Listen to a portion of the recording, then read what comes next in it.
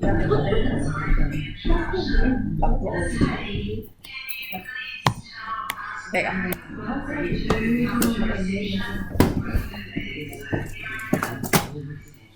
It's not ours. There you go. Brandon, you're probably going to be back at the computer to kind of switch things around anyway when you get to Yeah. the Google Slides, but in case you do want it. There you Let's go. walk around for this first bit. Yeah. Great, thank you. Great, all right. Eyes way. So what we're looking at today is we're looking at the planning section for the practical we're doing. So we've got a couple of people that weren't here last time, but we did an experiment where we looked at the surface area to volume ratio for those agar cubes. So remember they look like jelly, but they definitely weren't jelly, and you definitely couldn't eat them because they probably would have made you very sick.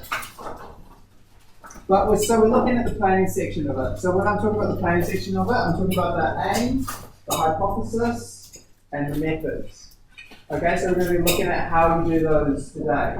And remember, it's really important that you actually do these quite well today and put as much information as you can, because when it comes to doing the internal, you're going to have these slides, but they won't be scaffolded the same way in the real thing. So the more information you have today that you can put down today, the more information you're going to have to take into the internal.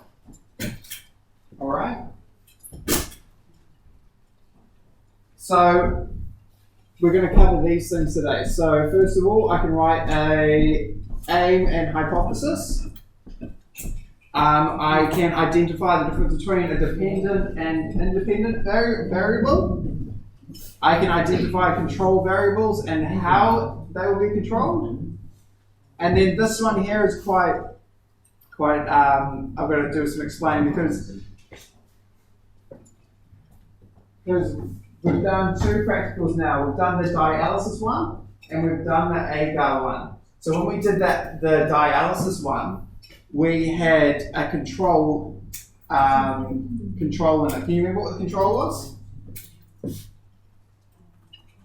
So we either had, remember how we had sugar in the bags or we had water in the bags, and we put them either in water or sugar? Can you remember what the control was? So the control was the one that was water and water or sugar and sugar, the one that wasn't going to change, remember?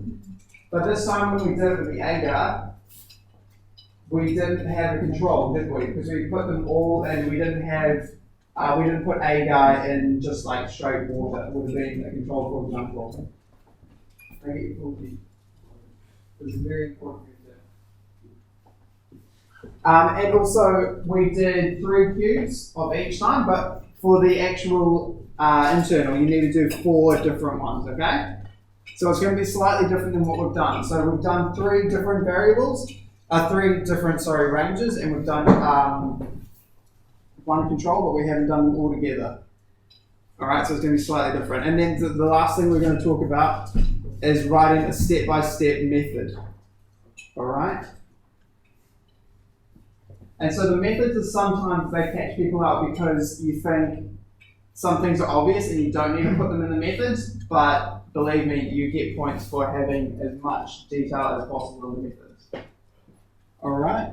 So in a moment, I'm going to get you to go back into those pairs, the pairs that you were doing for the experiment in a moment, and then we're going to be completing the planning section of the practical. And I'm going to remind you that we want to put as much information as possible in these so that you have as much information, you can carry as much information into the internal. Okay?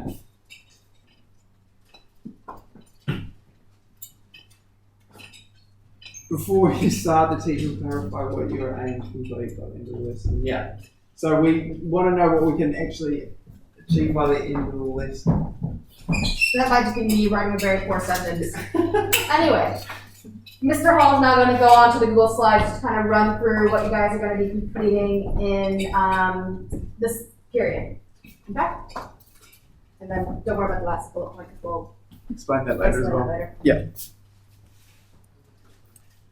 Coming up. All right, so this is, you can find this in Google Classrooms. So you go to Google Classrooms it's under the biological investigation, and you go to the surface to volume ratio practice, and it's these slides here. Yeah, so you guys should have that open onto your devices now, so that way you can follow along and maybe make some notes as you're getting some instructions on how to tackle the planning section of this assessment. Do you think they should move into pairs now? No, because I'm probably not going to start writing at this point. I think Just follow along? Yeah. just follow along with what we're kind of looking at. So this is the marking schedule, okay? So this is looking at the pair work, and just reminding you, to get achieved, you have to get all of the achieved bits. Okay, if you miss one, then that means you get not achieved. And the same with, you go on. So, yeah, be mindful of the assessment that is true. NCA is very nitpicky, and you do need all the requirements at the achieved to get the achieved for the internals. Keep in mind though, we are allowing resubmission. So if you make a minor error and let's say you maybe missed one of the achieved requirements, we can do a resubmission and you can get the achieved still. There are no resubmissions for the merit or excellence level. So if you're aiming for those things, you gotta make sure you get it right the first time around. And so this feedback and this practice is gonna be really important. So do kind of keep that in mind. So we're hoping to get through all the pair work today. So we've kind of already introduced it. So I'm just going to go straight into the aim.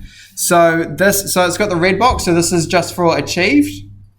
If you can remember the key we use. So a red box just means achieved. So what are we talking about when we're talking about an aim? You're kind of looking at the whole reason you're doing the practical. All right. So I haven't actually explained how to do an aim at all. It's okay. Is there a bit more to it? Well, with that aim, you see how there's the prompt there that helps you kind of give you the reason of like what you're trying to do with the aim.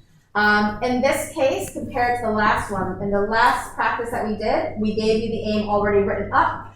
In this example, we haven't provided to you because you can see that there's that blue text that you are deleting and writing your answer. So for you guys to be able to write your aim in this case, you're going to need to go to the slide before to read the information and the task, and that will help you then write your sentence to say, you know, what is the purpose of this experiment. Then moving into the hypothesis. Does anyone know what a hypothesis is? Can I get someone to tell me what a hypothesis is? Prediction.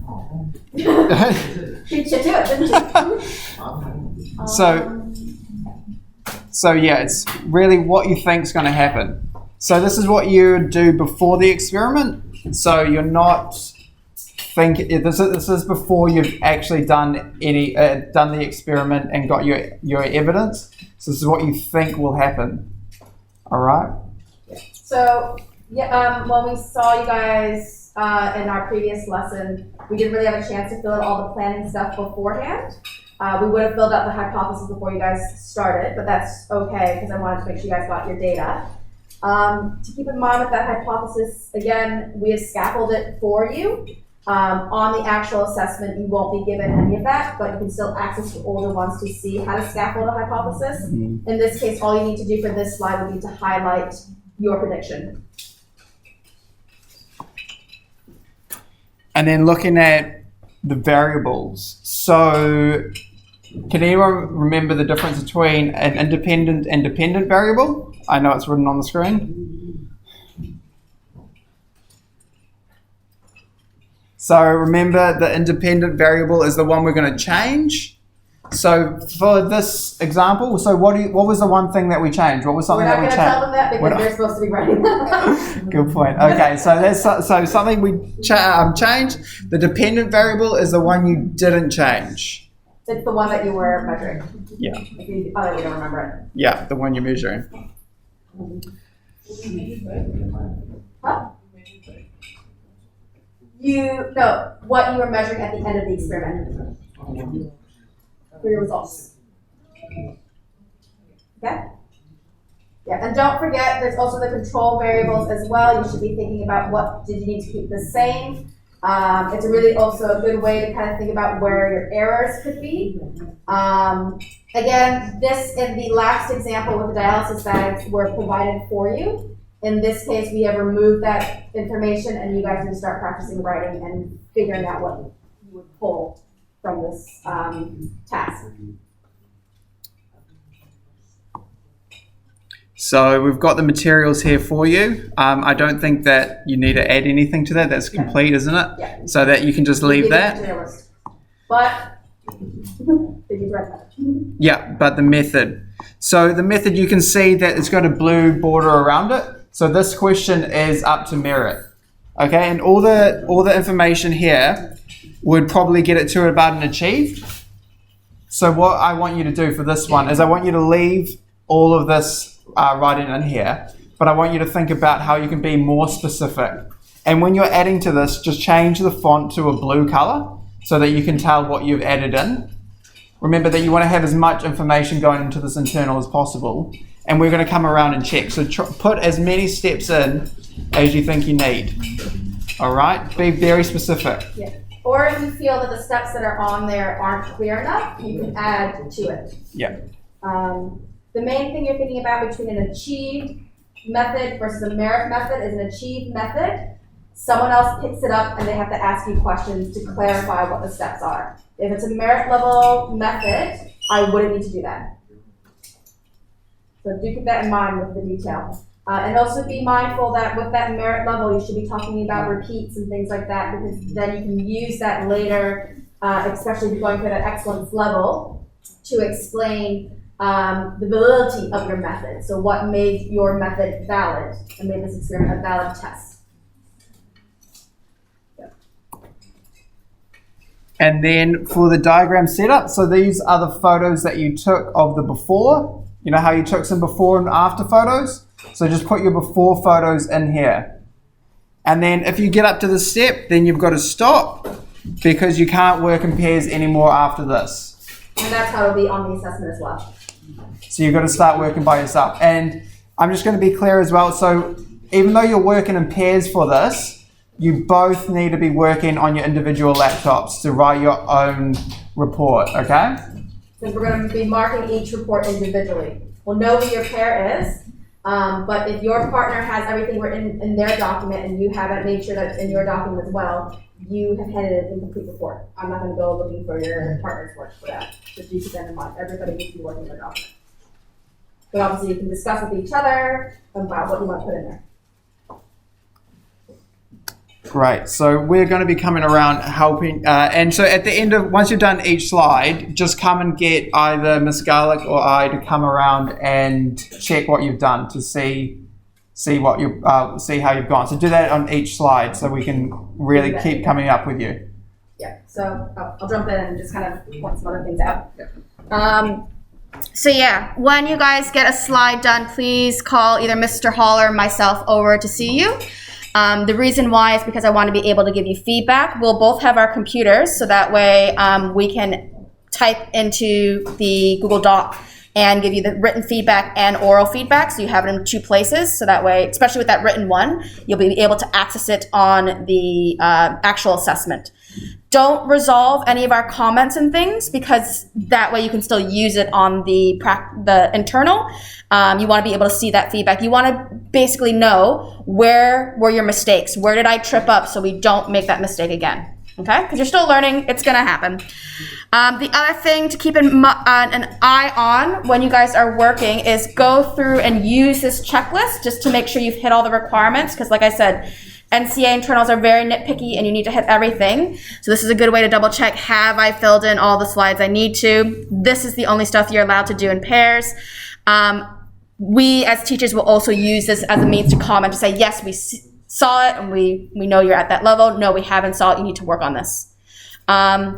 The other thing is make sure you're completing this work so that way we have this as additional backup evidence if we need to, if there's any mistake on the actual internal. So do keep that in mind. You need to work in the same pairs that you did this experiment in. I'm mindful some people might be absent today. So basically your choices are work on it individually and you can use it as evidence, or If you want to work with somebody else that wasn't in your original group from the other day, it then invalidates the first half of this practical. So keep that in mind when you're making that decision. And I know a couple people were absent on Tuesday and haven't done this practical, so you guys will be able to do this practical today and get your data. Cool? All right, any questions about that? Nope. All right, so I'll leave this up because this is our instruction. At the end of this lesson, you should have the paired component of this task done, the planning stuff done. All right? Cool, so hop to it. Mr. Hall will see the ones that were absent on Tuesday to explain the experiment and let you guys collect your data and stuff like that. And then I will be floating around to help you guys check your work. So make sure you're in the pair that you guys are working on the practical with. Cool.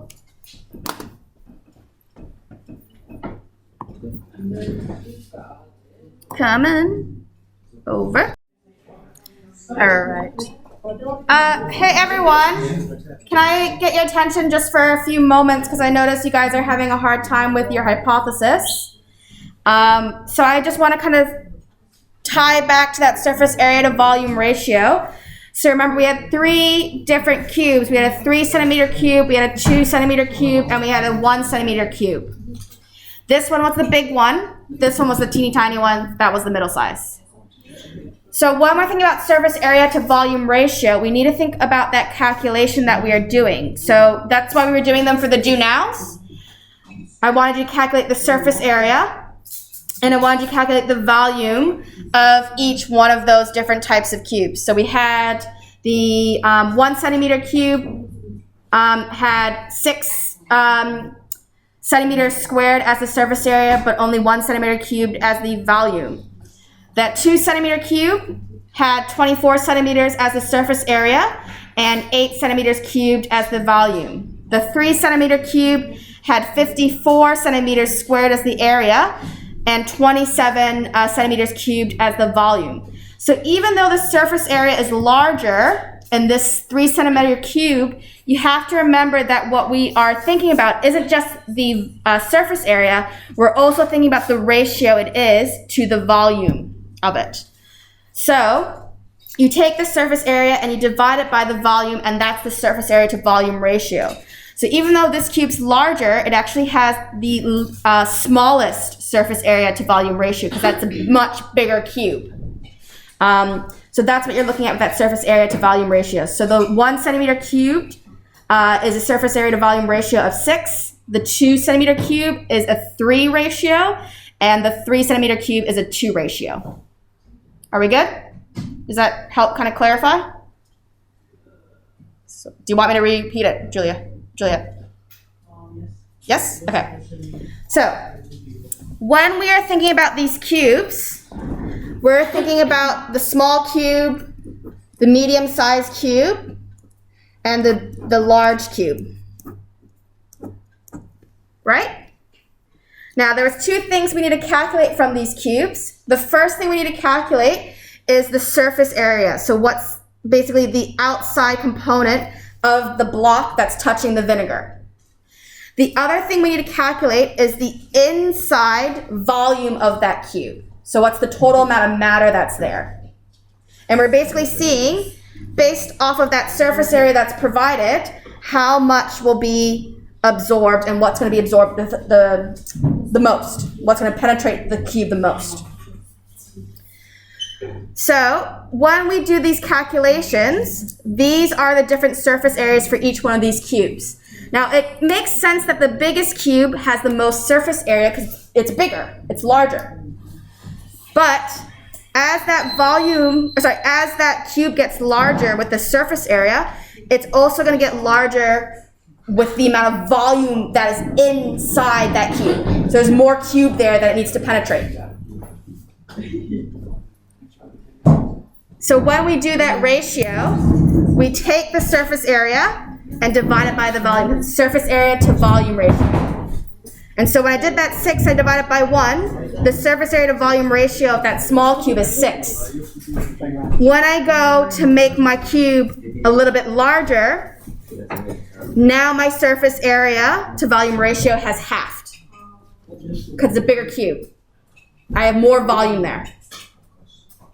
And then if I have it as a 3 centimeter cube and I make it really, really big, I now have a ratio of 2. So the ratio is getting smaller, so I have less outside exposure to the volume inside.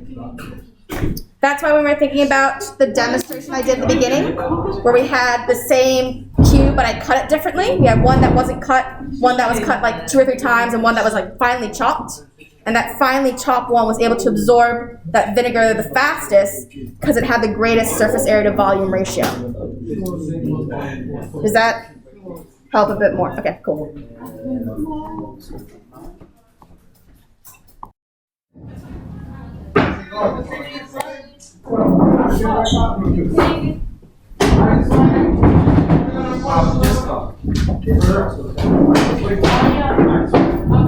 Alright, so remember when you work on those, if you work on those documents at home, you can work on, we had 2, we had the dialysis one and we had the AGAR. So you can work on both of those and we can give you feedback on both of those, okay? Yeah, so do remember we're on a bit of a tight pressure because you have to do the assessment in week number 3. Because we need to have 2 periods for that assessment to get done, and that only works in A week.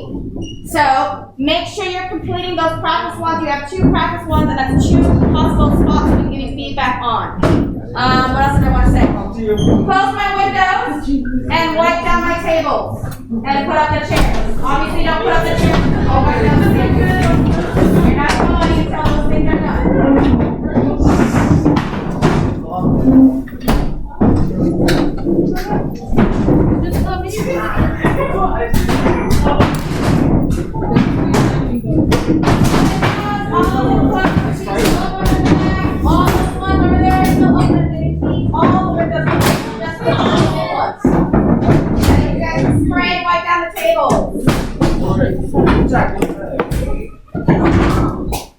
I have 1, 2, 3, 4, 5, 6 windows still open. You guys are going to look for the windows. Feel free to go all the benches. You can't reach them.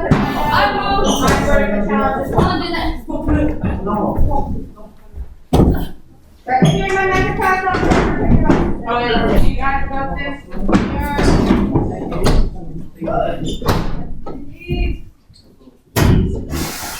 Cool. All right, great work today, guys. Let me give you guys some coffee beans. We'll keep working on this, obviously, over the next week. Just wait for the bell. It's a little late. Wait for the bell. There you go. Now you can leave. Bye. Mitchell, what were you doing in there? Oh, okay. Making sure you're okay. Hey. Oh, Jericho, I need to give you your ID card. I never took a photo of them. Huh? I never took a photo. No, they used your last year's photo. That's good. I'm so. I think last year's photo is last one.